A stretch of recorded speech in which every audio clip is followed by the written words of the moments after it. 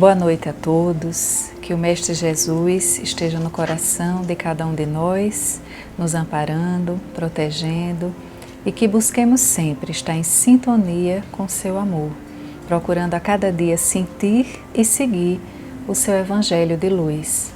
Gratidão ao Centro Espírita André Luiz pelo convite.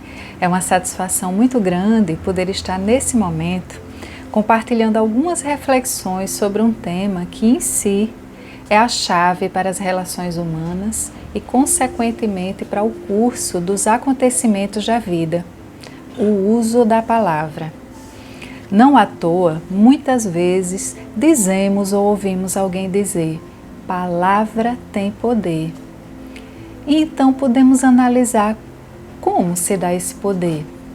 Que elementos estão presentes no uso da palavra que propiciam essa força que tanto pode contribuir para a construção da paz e do bem, sendo esses, de fato, os reais propósitos de nossa existência, como podem ser utilizados para propósitos contrários, gerando inevitavelmente sofrimento e dor. Do mais simples núcleo de convivência, as relações entre nações, conflitos de proporções variadas já foram iniciados por conta de palavras. Porém, a humanidade segue, não percebendo o poder, tanto de destruição como de união, que existe no seu uso. Com palavras de amor e compreensão, o Mestre Jesus foi capaz de revolucionar o mundo. A comunicação verbal é uma forma que nós, seres humanos, aqui na Terra, utilizamos para nos expressar, colocando sentimento, emoção e intenção em todas as palavras. Há quem fale coisas boas e há quem fale coisas inadequadas, mas isso é uma expressão daquilo que há dentro de nós. Dessa forma, vale refletir sobre como estamos utilizando ou tendo acesso a esse poderoso instrumento, a palavra, no nosso dia a dia, do nosso íntimo, daquilo que dizemos a nós mesmos e que se transformam em comportamentos e atitudes, aos diálogos que trocamos em nossas relações familiares, no trabalho ou em outros ambientes, inclusive os ambientes virtuais, internet, WhatsApp e outras redes sociais, onde o que dizemos, digitamos ou encaminhamos, simplesmente ganha muitas vezes grande repercussão e consequências. Mostramos a nossa alma através de nossas realizações. E a nossa alma, como tem se exteriorizado? Nas tarefas simples que realizamos, nas muitas palavras que pronunciamos, nos conselhos que damos a um filho ou a um amigo, numa mensagem que escrevemos ou que digitamos. Em todos esses momentos, a nossa alma se mostra e se deixa ver. Ao revisarmos as nossas atitudes e o conteúdo do que falamos, percebemos o quê? Que o mundo ao nosso redor fica mais belo ou mais feio? Mais alegre ou mais triste? Mais nobre ou mais pobre? Esse tema ganha preciosos esclarecimentos evangélicos na perspectiva da mentora espiritual Joana de Ângeles, onde, através da psicografia de Divaldo Pereira Franco, nos traz um panorama do significado e da influência no uso da palavra em vários de seus textos. Dessa forma, nós podemos falar sobre esse assunto citando alguns trechos de livros de Joana de Ângeles, correlacionando também com o Evangelho de Jesus. Tais mensagens nos convidam para que busquemos plantar em nossa alma a verdade, a bondade e a beleza, e seguirmos para a comunhão com Deus, que é o objetivo maior da humanidade. Então comecemos refletindo exatamente sobre o uso que fazemos das palavras e suas consequências. Como dito, de fato, a palavra é um instrumento valioso de comunicação entre os homens. E a forma como a utilizamos é o que define o seu valor. E, infelizmente, nem sempre ela é utilizada devidamente. As palavras tanto podem ser ditas para trazer esperanças, para aliviar dores e orientar caminhos seguros, como pode ferir e causar desequilíbrios. Quantos espíritos missionários ao longo da história da humanidade reformularam as bases do pensamento humano com suas palavras? Quantos líderes no mundo influenciaram e influenciam multidões em seus discursos, e essas multidões, ao se identificarem com o que é dito, agem e estabelecem comportamentos de acordo com o seu conteúdo, participando da promoção da paz ou gerando ainda mais intolerância e desarmonia. Quantos de nós, muitas vezes, nos sentimos reconfortados com palavras de consolo quando passamos por sofrimentos? E quantas vezes uma palavra, uma frase muda o rumo das nossas decisões? E quantas vezes falamos por falar, sem a certeza de que o que se diz é de fato verdade? Tem um livro de Joana de Ângeles intitulado Convites da Vida, que ela comenta o seguinte, que a palavra, não poucas vezes, converte-se em estilete da impiedade, em lâmina da maledicência e em bisturi da revolta. De fato, quantas palavras cruéis podem ser ditas se nos deixamos levar pelo orgulho, pelo egoísmo, ao alimentar em nossa mente emoções negativas como raiva, medo, revolta, e ferimos muitas vezes aqueles com quem convivemos. Quantas vezes em um dia ouvimos alguém falando mal de outras pessoas ou nós mesmos não sucumbimos a esse triste hábito, ressaltando as fragilidades alheias e esquecendo ou não enxergando as nossas próprias fraquezas.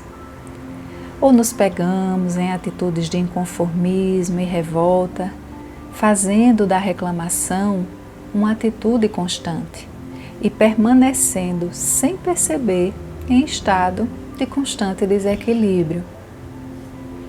Mas e o inverso? Quando expressamos o quanto amamos aqueles com quem convivemos, com palavras de afeto, de encorajamento, ou com um sorriso sincero, um abraço, que traduzem o que em palavras significariam dizer: eu te quero muito bem. Uma palavra otimista, positiva, generosa, palavras de compreensão e de simpatia podem mudar completamente a tendência de um ambiente tenso e depressivo. Podemos reverter uma situação através das palavras que emitimos. No entanto, vivemos ainda num mundo onde, de forma geral, as palavras são ditas ao sabor das emoções, sem o menor controle sobre elas, sem o cuidado de avaliar o efeito que essas palavras causarão. De tudo isso, se pensarmos a respeito, perceberemos que a palavra traduz o que trazemos na nossa intimidade. Ela é a etapa seguinte do nosso pensamento. Nesse mesmo livro citado, Joana de Ângeles, ela segue fazendo importantes considerações sobre as boas palavras, afirmando o seguinte: as boas palavras, semelhantes a gotas de luz, dirigem conflitos e resolvem dificuldades. Guerras e planos de paz sofrem a poderosa influência da palavra. E ela acrescenta ainda outros pontos importantes. Ela diz o seguinte: há quem pronuncie palavras doces com os lábios encharcados pelo fel. Há aqueles que falam meigamente, cheios de ira e de ódio. E realmente, de fato, quantos não dissimulam as verdadeiras intenções ao falar para iludir e para convencer? E Joana ainda ressalta uma coisa interessante quanto às consequências para cada um que comete esses comportamentos equivocados. São enfermos em demorado processo de reajuste. De fato, nem sempre a boca revela o que no íntimo do coração nós guardamos. Nem todos os sentimentos contidos numa palavra são puros e verdadeiros. E não raras vezes trazem dentro de si, velado, o sentimento da vingança, da inveja, da cobiça e da intolerância. Por essa razão, Jesus afirmava: nem todos aqueles que me dizem Senhor, Senhor, entrarão no reino dos céus.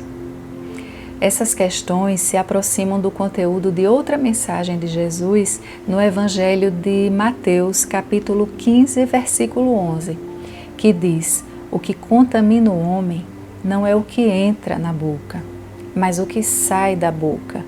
Isso é o que contamina o homem, porque procede do coração. Essa afirmativa de Jesus significa que não somente as palavras, mas tudo que vem do interior do homem é, de certa forma, a revelação de sua alma. Com isso, vemos que assim transparecemos os nossos sentimentos, as nossas emoções e o que somos, tal como expresso também no Evangelho em Lucas 6, capítulo 43 a 45, que diz o seguinte: a árvore que produz maus frutos não é boa, e a árvore que produz bons frutos não é má.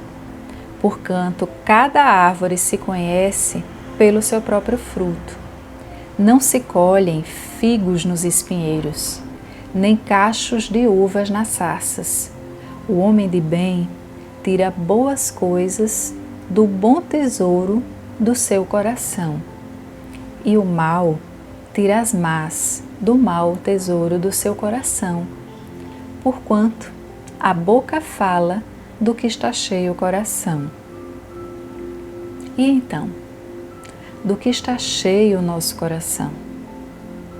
O que estamos guardando nele e o que precisamos renovar em nossos corações? Estamos usando a razão para refletirmos antes de falar?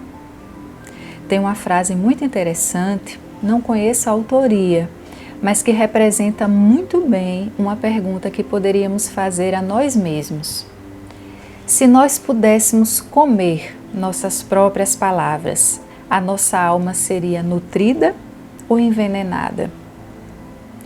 Estudando a doutrina espírita e lendo os textos bíblicos, compreendemos que tudo o que há no universo foi criado pela mente de Deus, que transborda amor, luz e bondade. Como referido logo no início do Evangelho de João Evangelista, no capítulo 1, versículo 14, que diz o seguinte: no princípio era o Verbo, e o Verbo se fez carne, e habitou entre nós, cheio de graça e de verdade.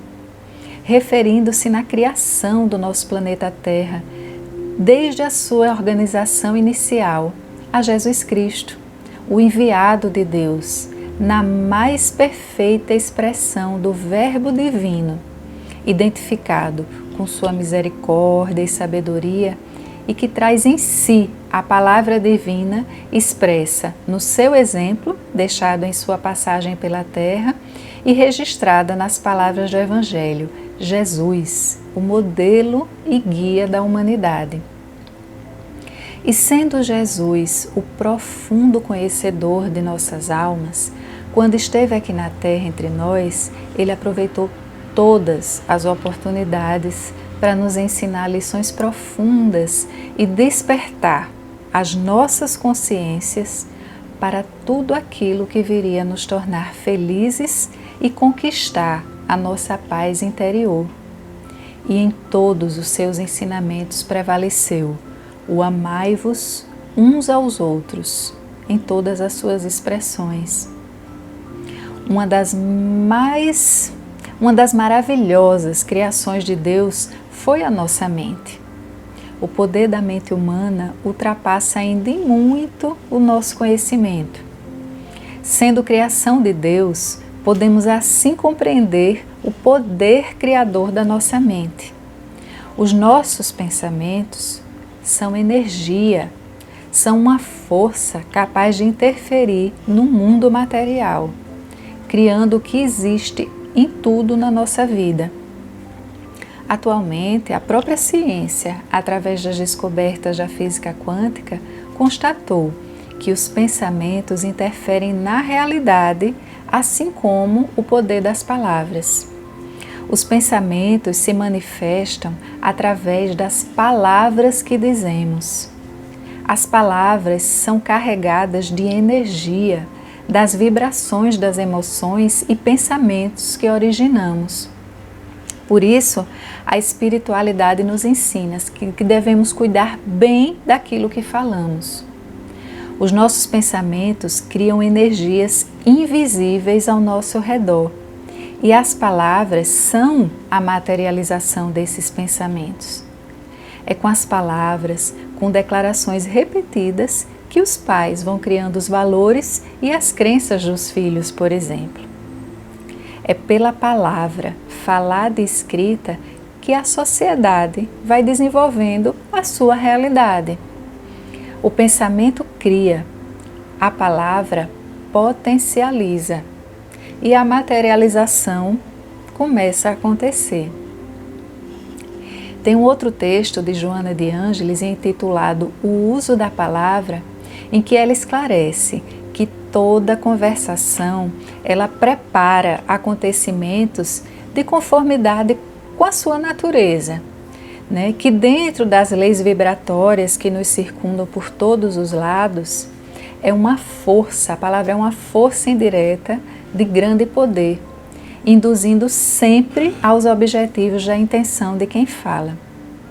Assim, se o poder das palavras for utilizado para gerar pessimismo, dúvida, críticas e julgamentos também, as palavras atrairão por sintonia energias semelhantes de enfermidades, sombras e desafetos, que terminarão por nos tornar infelizes, angustiados, e uma porção de doenças espirituais vão se concretizando em nosso corpo físico.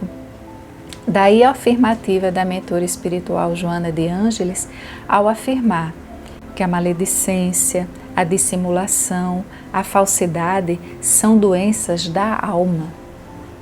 Vejamos que o mal ou o bem iniciam não em quem recebe a palavra, como inicialmente podemos imaginar, mas em quem as pronuncia. E muitas vezes dizemos, tentando nos justificar, né, que falamos da boca para fora, sem levar muitas vezes em consideração que o outro pode ouvir e sentir do coração para dentro e se machucar. Ou buscando desculpar, né, as nossas atitudes, costumamos explicar nossa agressividade verbal como sendo resultado de uma vontade boa, né, a de nos fazermos compreender pelos que pensam ou agem de forma errada. É importante observarmos que a firmeza nas ideias não precisa se traduzir por grosserias. Podemos ser firmes em nossas opiniões sem, contudo, sermos deselegantes, deseducados. Não há uma aprendizagem positiva com ações negativas. A única aprendizagem possível através de exemplos negativos, é muitas vezes a imitação do mesmo comportamento, o que promove, na maioria das vezes, a manutenção do problema ou o seu agravamento. Mas Joana de Ângeles também cita um medicamento eficaz para essas doenças da alma: a educação da nossa vontade, a conscientização, o reconhecimento de nossas imperfeições e a necessidade de mudança, de reforma íntima, para que possa contribuir de maneira especial para o exercício feliz da palavra.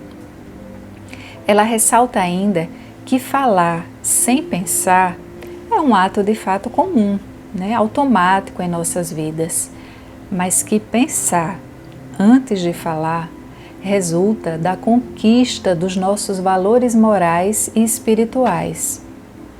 Um sábio da antiguidade, Platão, ele já dizia: temos que falar aquilo que pensamos, mas temos que pensar naquilo que falamos. Partindo destes ensinamentos, podemos compreender que somos responsáveis por todas as nossas formas de expressão, seja ela verbalizada ou não. No entanto, Deus nos criou para que possamos nos amar e nos instruir, buscando encontrar o equilíbrio espiritual. A nossa mente trabalha com a razão, e a razão deve assessorar, auxiliar no equilíbrio dos nossos sentimentos. E é no nosso coração onde estão guardadas as nossas emoções, os nossos sentimentos. E estes se transformam em nossa mente em pensamentos, que se traduzem em palavras, e que, por sua vez, conduzem as nossas ações e assim conduzimos a nossa vida. Mente e coração, razão e emoção, que uma vez se reconhecendo a necessidade de busca pelo equilíbrio e verdadeira sintonia com Deus, estes sim serão um roteiro seguro na condução de nossas vidas. Uma outra questão também importante é que se as palavras criam energias, podendo assim transformar campos positivos ou negativos, de acordo com as intenções que elas carregam, devemos nos ater também àquilo que escutamos, ao que damos ouvido, como se diz. O Espírito Emmanuel, pela psicografia de Chico Xavier, ele afirma que o ouvido que escuta é irmão da boca que fala. Assim sendo, quem escuta é tão responsável quanto quem pronuncia. Não precisamos ouvir aquilo que não nos eleva a alma, muito menos absorver, e menos ainda levar adiante ou dar início a um comentário depreciativo sobre alguém. E mais uma vez Joana de Ângeles assevera que quando se silencia uma palavra infeliz, ela permanece subjugada. Porém, se expressa, ela se faz implacável, de forma que dar ouvidos a maledicências e palavras infelizes é abrir caminho para a continuidade da mensagem. Não havendo quem escute, consequentemente não se fala. Esse ponto também pode ser exemplificado através de uma mensagem de um outro filósofo da antiguidade, Sócrates, em uma mensagem denominada As Três Peneiras da Sabedoria, que cita mais ou menos o seguinte: um homem foi ao encontro de Sócrates, levando ao filósofo uma informação que julgava de seu interesse. E aí ele disse o seguinte: mestre, o senhor nem imagina o que me contaram a respeito de um amigo seu. Disseram que o... E ele nem chegou a completar a frase e Sócrates a partiu. Espere um pouco, disse o mestre. O que vai me contar já passou pelo crivo das três peneiras? Peneiras? Que peneiras, mestre? Explico, disse Sócrates. A primeira é a peneira da verdade. Você tem certeza de que esse fato é absolutamente verdadeiro? Não, ele respondeu, não tenho não. Como posso saber? O que sei foi o que me contaram. Mas eu acho que... E novamente ele foi interrompido. Então sua história já vazou a primeira peneira. Vamos então para a segunda peneira, que é a peneira da bondade. O que você vai me contar, gostaria que os outros também dissessem a seu respeito? E a resposta, claro que não, Deus me livre, disse o homem assustado. Então continua Sócrates, sua história vazou também a segunda peneira. Agora vamos ver a terceira peneira, que é a da necessidade. E aí vem o questionamento, convém contar? É realmente importante a divulgação dessa informação? Resolve alguma coisa? Ajuda a comunidade? E a resposta: devo confessar que não, disse o homem envergonhado. Então, disse-lhe o sábio, se o que queres me contar não é verdadeiro, nem bom e nem necessário, guarde apenas para ti. E ele ainda arrematou: sempre que passar pelas 3 peneiras, conte. Caso contrário, esqueça. Será uma fofoca a menos para envenenar o mundo e fomentar a discórdia. E com isso busquemos, guardar em nossa mente e em nosso coração que Deus é amor e somos feitos à sua imagem e semelhança, tal como referido no Evangelho. Dessa forma, quando aprendermos a amar em toda a sua plenitude, teremos atingido a grande meta. E nessa estrada que nos leva a esse caminho, em nossa vida, ocupamos posições variadas, mas com características em comum.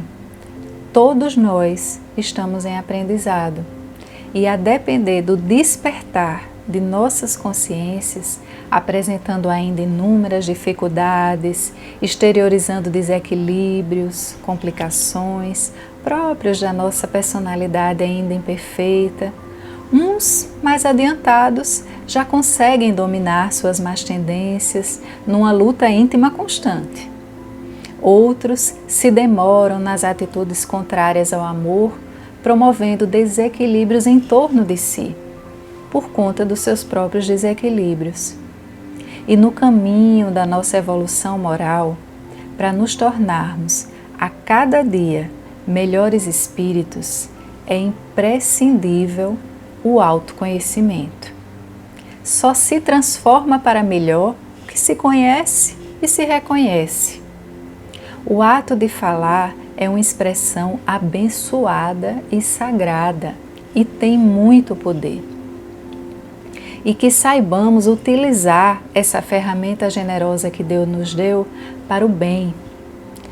Atualmente, o momento que estamos vivenciando, em que precisamos manter distanciamento físico, isolamento social, ressalta-se ainda mais o poder da palavra. Muitas vezes, o único contato possível com aqueles que amamos. Quando o Mestre Jesus nos inspirar, milhões, como Ele nos inspira, milhões de nós através dos séculos, então que a cada dia, em todos os momentos, Ele nos fortaleça e que as suas palavras de luz contidas no seu Evangelho iluminem nossa consciência, o nosso coração, todos os dias de nossas vidas e que busquemos o verdadeiro significado de suas palavras através do amor, da fraternidade, combatendo em nós o orgulho que endurece o coração e o egoísmo que nos torna indiferentes. E para finalizar, vamos fazer uso da palavra nesse momento para expressar um dos mais belos sentimentos, a gratidão. Gratidão ao Centro Espírita André Luiz pelo propósito de difundir a doutrina espírita e auxiliar o próximo. Gratidão à mentora espiritual Joana de Ângeles, fiel servidora do Cristo, cujas palavras nos conduzem ao verdadeiro sentido da vida. Gratidão ao Mestre Jesus pelo seu exemplo e mensagem redentora que nos ampara e fortalece o espírito. E gratidão a Deus, através do poema do espírito Amélia Rodrigues, pela psicografia de Divaldo Pereira Franco, intitulado O Poema da Gratidão, declamado por Divaldo no final de muitas de suas palestras. Permitam-me recitá-lo. Muito obrigada, Senhor, pelo que me deste, pelo que me dás. Muito obrigada pelo pão, pelo ar, pela paz. Muito obrigada pela beleza que meus olhos veem no altar da natureza.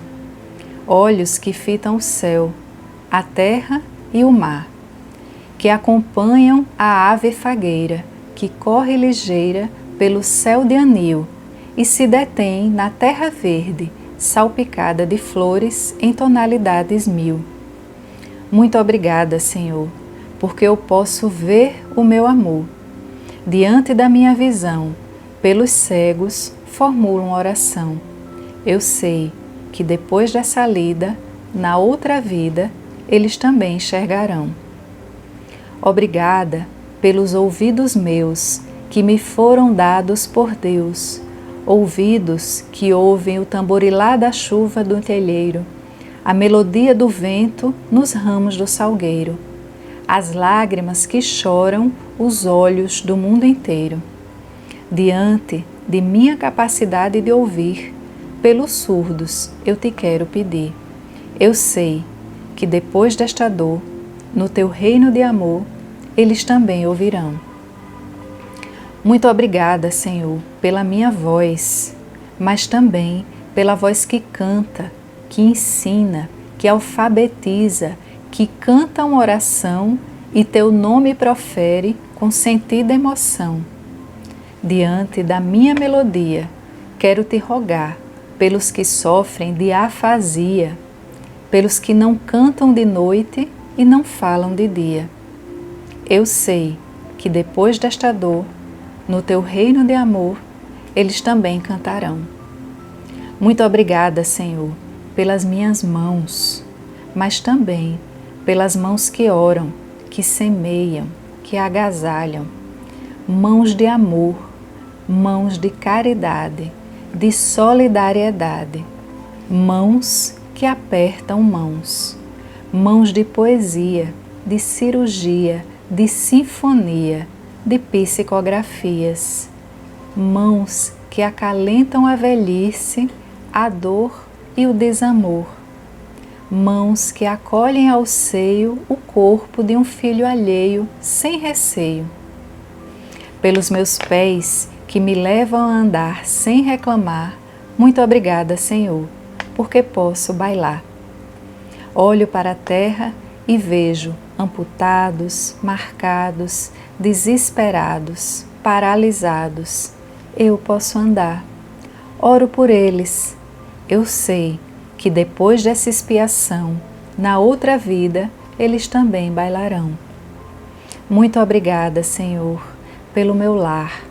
É tão maravilhoso ter um lar. Não importa se esse lar é uma mansão, um bangalô, seja lá o que for.